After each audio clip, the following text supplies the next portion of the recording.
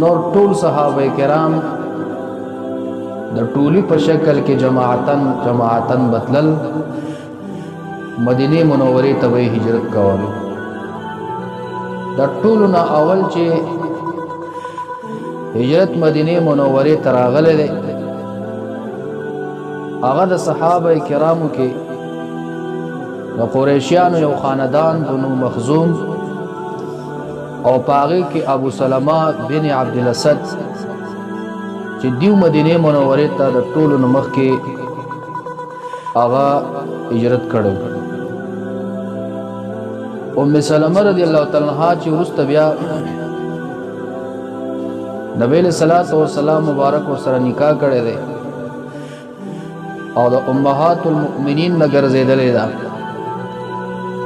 دا مبارک خپل باندې بیانې چې موږ د سفر کې ووتلو نو د سره یو د خپل خاون ور سره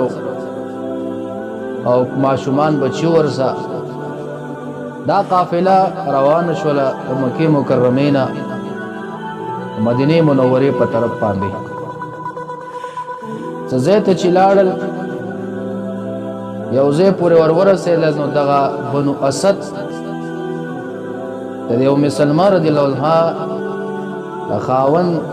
د تر زامن او دغه ورته مخې ته راووتل. کدی منع کول مدینه منورې ته هجرت باندې نه پرېښودل. دا مبارکه فرمایي زه په اوښ باندې سوره ومه چې دا کسان راوړاندې شول او د اوښ دا واګې چې کومه دی زما د خاون نه واخیستل یو خپل لاس کې ونیولې او دوی په مابین کې بیا ډېرې خبرې وشولې.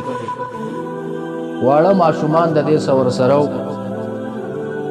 دومره ظالمانو چې دا زنانه او دغه ماشوم بچی دا یې ترېنه راستنه کړه دی یې ور نه کړه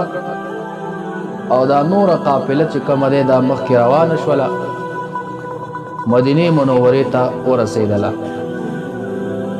دا مبارکه فرمایي چې په دغه وخت کې تقریبا کال خواوشا وخت په ما باندې تیر شو چې یو مقام ته براوتله او سهار او ماښام به بیا ژړل ځکه چې خپل خاندان نه پاتې شي ماشومان بچي در سره نه وي خاون نه پاتې شي خپلې قبیلې قام نه پاتې شي ډېره سخته ده. او بیا به فرمایله هم چې د بنو مخزومه نه ابو سلمہ د خاندان چې کومه سخته تېره کړه په هجرت کې داسې چا نه ده تېره کړې. په دغه جړاو فریاد کې د دې ډېر وخت تېر شو. بس یو ورځ دا جاړي دغه د بنو اسد د قبیلې څخه خلک په دې باندې راغلل.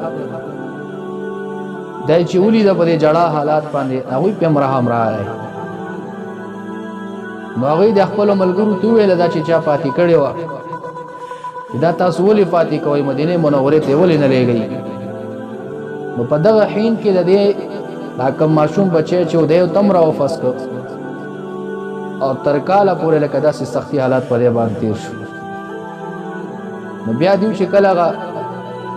اجازت دی له ورکوو د هجرت کولو چې ته مدینې منورې ته هجرت وکړه دا فرمایي زه په اوښه باندې سوره شومه اکې وازې مدینې منورې ته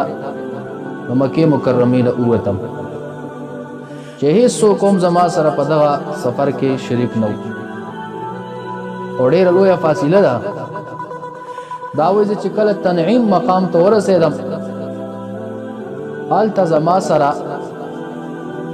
عثمان بن ابي طلحه د ملاقات را سره وکړو چې په دغه وخت کې دوم لا ایمان نه راوړی وروسته بیا ایمان راوړی او د خانه کعبې شریفې دا کومې چابیانې چې دي دا ورته بیا واله شوي وي د فتح مکې نه وروسته نبی علیه السلام ورکړې وي او تر ننه پورې هم د هغه په هغه بچو کې په هغه سلسله کې دا راچلیږي د ده په هغه الواده کې دا چابیانې پرتې دي لا اوسه پورې. دا مبارکه فرمایي چې دی ما سره میلو شو ما ته خو لار مخکې یا معلومه ده یا نه ده معلومه خو سفر راته پروت و دا راته وویله چې چېرته دې اراده لرې ما ورته وویله چې مدینې منورې ته ځمه دغسې څه وخت کېږي چې خپل خاندان رانه تللی دی زه تې دلته دې خلکو اشاره کړې یم نو زه هغه خپلو خاندان پسې ځمه مدینې منورې ته نو دا فرمایي چې زه هغه خپله اوښه باندې سوره کړم او دومره حیادار دومره باعزته انسان ما چېرته نه و لیدلی او بس څه ځای پورې لاړو چې کله به دی ستړی شو که دی پیاده روان هغه اوښه به یې چې کومه دی وتړله یو ځای ته او کې به یې نوله زه به یې ترې راکوزه کړلم او بس یو سایډ ته به لاړ د ونې یو سوري تال ته به وده شو ډېر عزتناک او ډېر یو حیادار انسان چې کله به هغه خپل خوب وغیره پوره شو بیا به هغه اوښه ما ته کېنوله امر به یې وکړو چې بیبي اوښې ته وخېږه هغه اوښه به یې روانه کړله په دې طریقه باندې دی چې کله قبا ته ور ورسېدل نو دا ام سلمه رضی الله عنها بیان کوي چې ما ته د عثمان بن ابي طلحه وویله چې دغه فلاني ځای کې ستا هغه خاوند چې کوم دی دیره دی